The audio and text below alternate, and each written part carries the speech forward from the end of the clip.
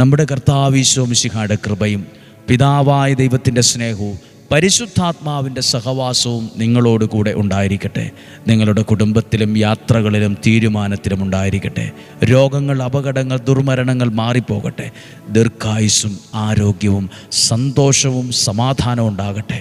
ഐശ്വര്യമുണ്ടാകട്ടെ. നിലനിൽക്കുന്ന ദൈവാനുഗ്രഹം ഉണ്ടാകട്ടെ. ഒന്നിനും ഒരു കുറവില്ലാത്ത വിധം ദൈവമേ നയിക്കണമേ എന്ന് ഞങ്ങൾ പ്രാർത്ഥിക്കുന്നു. ദൈവത്തിൻ്റെ അനുഗ്രഹം നിങ്ങൾക്ക് ലഭിക്കട്ടെ. അക്ഷരാർത്ഥത്തിൽ ദൈവസ്നേഹം അനുഭവിക്കാനിടയാകട്ടെ. ഇവിടെ വന്ന് പ്രാർത്ഥിക്കുന്നവരെ അനുഗ്രഹിക്കണം. ഈ വചനം കേൾക്കുന്നവരെ അങ്ങയുടെ മഹാകരുണ കൊണ്ട് അനുഗ്രഹിക്കണമേ.